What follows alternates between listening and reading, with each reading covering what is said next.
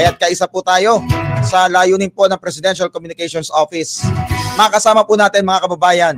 Isa pong karangalan na makasama natin siya sa ating palatuntunan, ang Palace Press Officer at ang Undersecretary po ng Presidential Communications Office, Undersecretary, Attorney Claire Castro. Yusek, magandang hapon po sa inyo. Yes, good afternoon sa iyo, J. Mark. At syempre sa lahat ng sumusubaybay sa Mark In, Mark Out, good afternoon po sa inyo lahat. At isang karangalan po na makasama namin kayo sa palatuntunan na Yusek. Una po sa lahat. The honor is mine, Mark. The honor is mine. Salamat po. Yusek, ngayon ng Oktubre, Communications Month. At isa sa mga talagang masidhing nilalabanan ng ating pamahalaan, ng administrasyon ni Pangulong Ferdinand R. Marcos Jr., ang disinformation. Ano po ang sabi nga bentaha ng pagsasagawa ng mga ganitong aktibidad para malabanan ang misinformation, disinformation at pagkalat ng fake news? Actually, no, Mark, alam naman natin na may advantage, may disadvantages din itong mga yung pagiging masyadong maalam sa teknolohiya. Okay? Siyempre, pag lumamit tayo ng mga platforms like YouTube channel, Facebook, TikTok, kapag nagbibigay ka ng magandang informasyon, mas lumalawak yung kaalaman mo eh. Pero kung ginagamit mo na ito para magbigay ng mali, yun yung nakakasira. Hindi lang sa individual na tao, Mark. Kundi pati kung pangkalahatan to, pati yung gobyerno sinisira nila. Diba? Katulad lang nito, itong araw lang na to, merong pinakita sa atin na isang AI-generated video ng Pangulo. Bago lang. Pero hindi siya, hindi ako expert sa ganyan. Pero minsan makikita mo kung ano yung mano ng pagsasalita, paano magsalita. So minsan makikita mo talaga AI-generated video siya. At inagawa ito para makapanira sa Pangulo. Ang problema kasi, Mark, yung mga hindi masyado pang maalam, yung hindi masyado meticuloso sa pag-o-observe kung ano yung napapanood nila. At kahit ito fake, madali nila mapaniwalaan kasi hindi sila ganun kalawak ang karanasan para magmatsyag at maging mapanuri. So yun yung nais natin na mahinto or mabawasan. Di ba? Mahirap kasi naman mahinto. Zero talaga in totality. Mahirap naman yun, di ba? Pero kahit pa paano, dapat natin mapaliwanag sa taong bayan. Ano yung tama? Ano ba yung fake news? Lalo-lalo na kung ito'y makakasira sa gobyerno, makakasira sa ekonomiya. Kasi hindi lang naman yung yung leader ang sinisiraan nyo. Pag siniraan kasi ang leader, Mark, tuloy-tuloy yan eh. Buong bansa ang sinisira mo para, bumabagsak ang ekonomiya, bumabagsak ang tiwala sa gobyerno. Kung ang leader mo mismo, na siya nagtatrabaho, yun pa yung sinisiraan mo. Yes. So yun lang naman ang gusto natin maipigay sa tao. At isa lang yan, Mark. Gusto natin na malaman ng taong bayan, ano ba talaga yung pwedeng ibigay sa kanila ng gobyerno. Dahil lately, buti nga ngayon kahit pa paano, nakakalaban tayo sa mga fake news. Sa tulong na rin ng ibang mga kababayan natin, Mark, at sa mainstream media. May mga pagkakataon na ito yung tinutulong ng Pangulo, pero sinisiraan nila. Diba?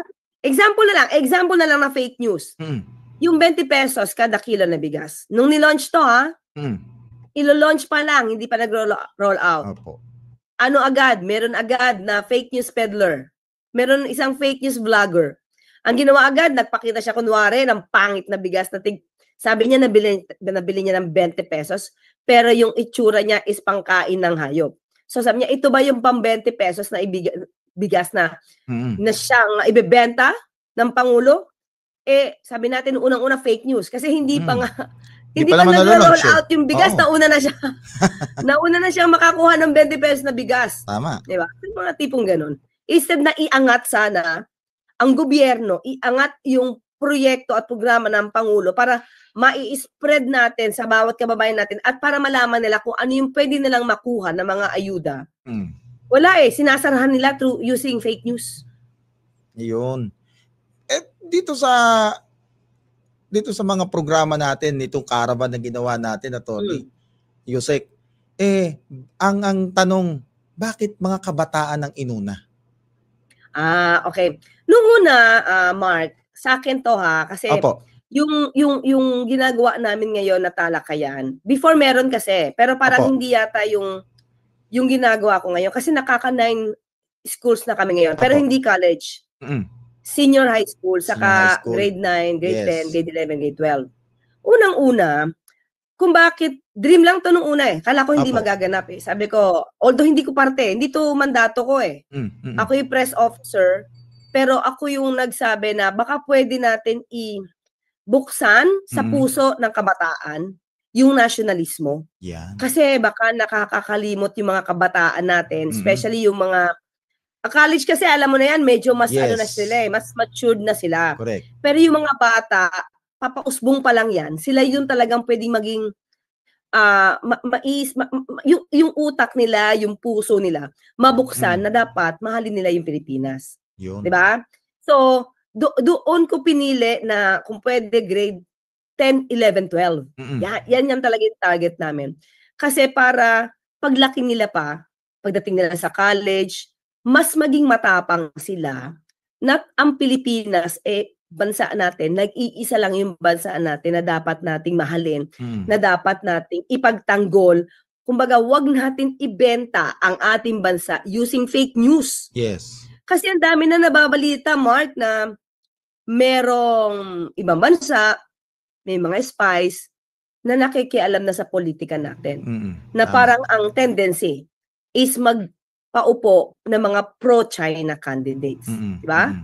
So, mahirap ang politika natin mismo papakialaman ng ibang bansa. Mawawalan tayo ng laya. Di man tayo masakop literally, pero kung ang politika natin nahahawakan at ito mga kapwa natin Pilipino ay magiging puppet na lang sa gusto nila, mawawalan din tayo ng laya kasi hindi natin mapipili kung sino yung gusto nating leader kasi makikialam sila. Kaya for their own interest. Ang masama nun, it's for their own interest, hindi interest ng bansa natin. Yun yung mahirap. Kaya nga nabanggit nga ni AFP spokesperson for the West Philippine Sea Rear Admiral Roy Vincent Trinidad na yung taktika na ginagamit ng mga taong gustong pagwatak-watakin ng bansa yung taktikang parehong ginagamit ng Chinese Communist Party.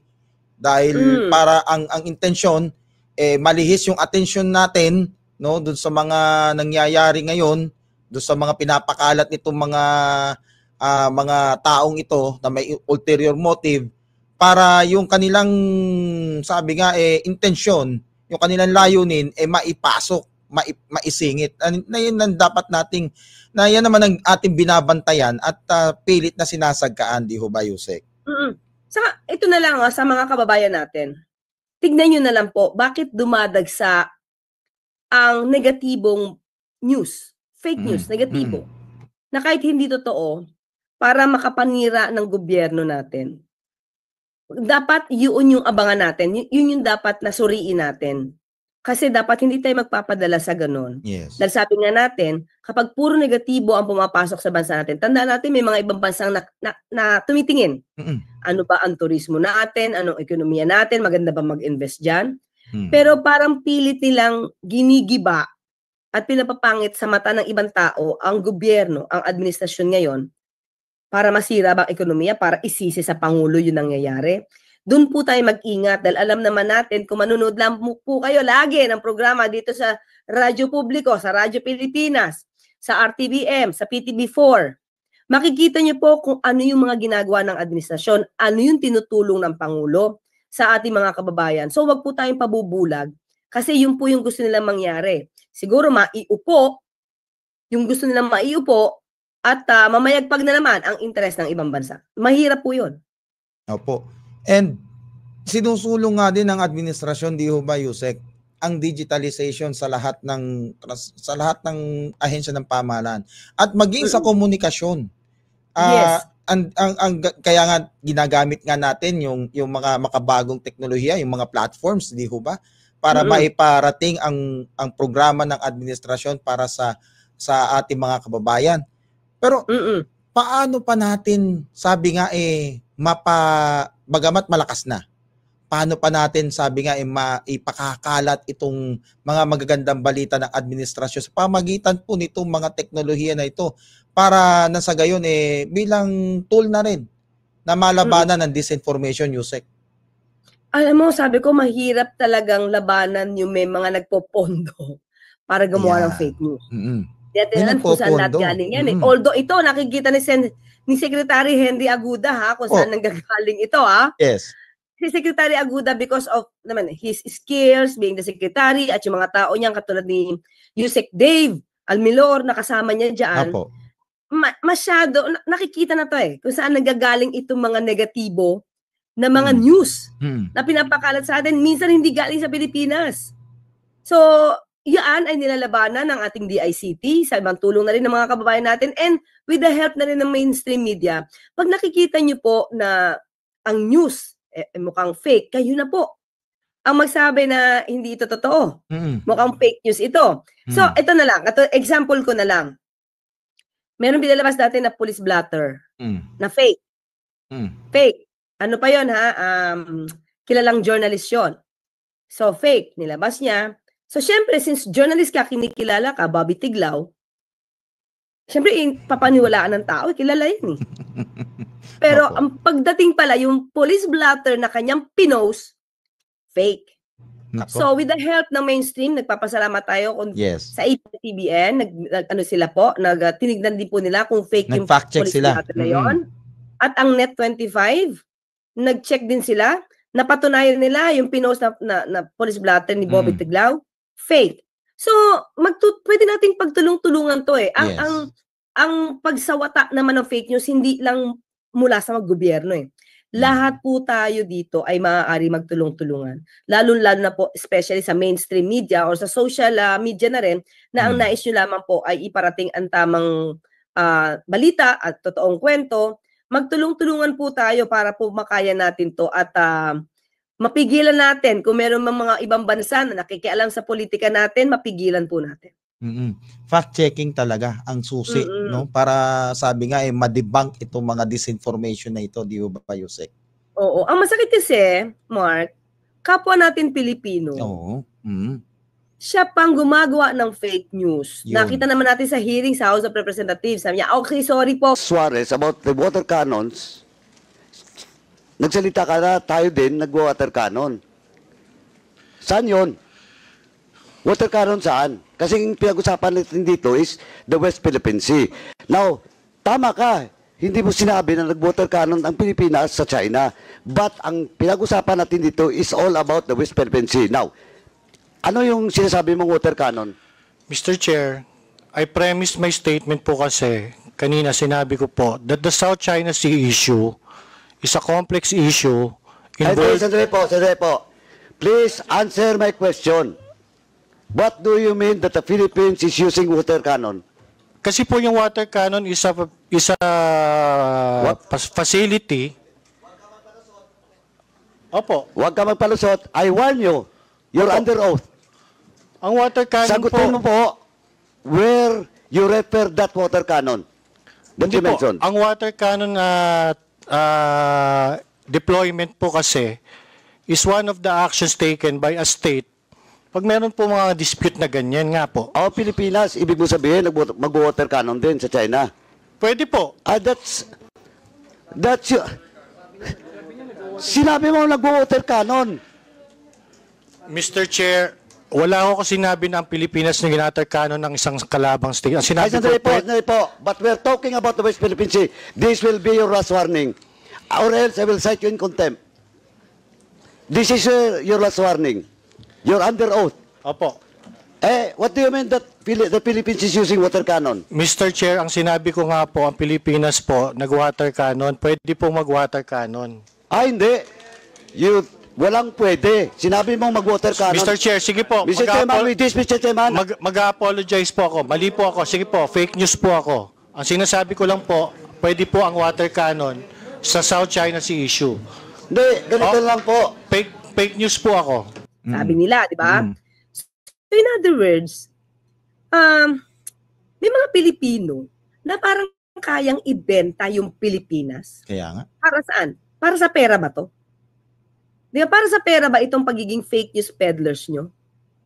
Yun lang naman ang pwede mong gawin Nabayaran ka ba ng ibang bansa para ikaw ay manira ng kapwa mo Pilipino, manira ng mismong bansa mo? sirain mo ang interest ng sarili mong bansa, pabor sa ibang bansa. Anong klaseng Pilipino ka?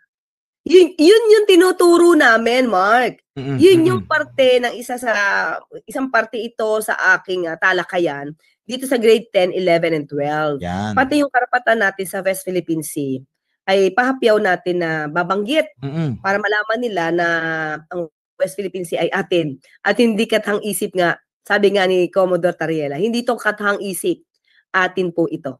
Yan. Pero ito, Yusek, sabi nga nagsimula sa mga kabataan, no? Ngayon nasa bahagi na ng mga nasa kolehiyo. Yung mga kaya nang magpasya. Meron ng mga kapangyarihan magpasya.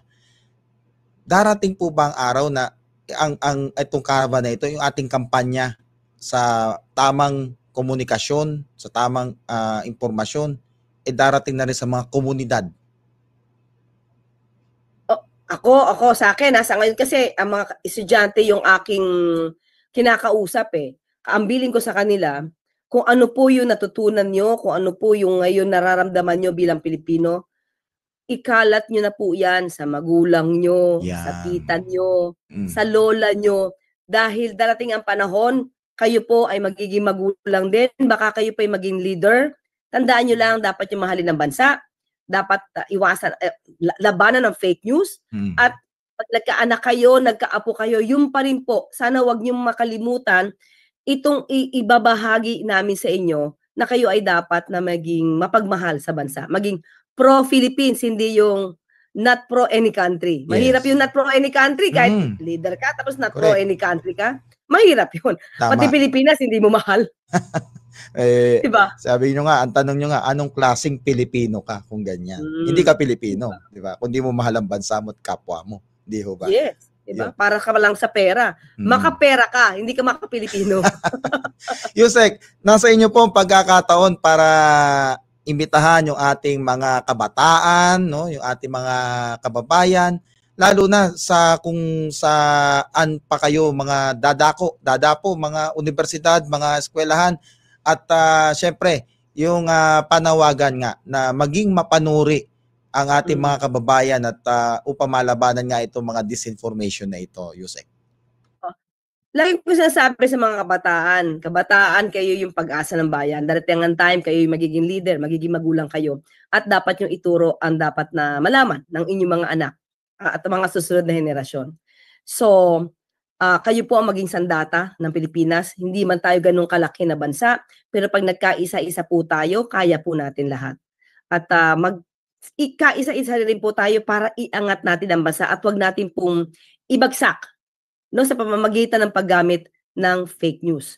So magtulong-tulungan po tayo. Kayo po mismo, lalo-lalo ng mga kabataan, medyo techy na yan, Mark. So gamitin niyo po ang inyong mga kaalaman at yun na nalaman yung katotohanan. Gamit mo ang tamang balita.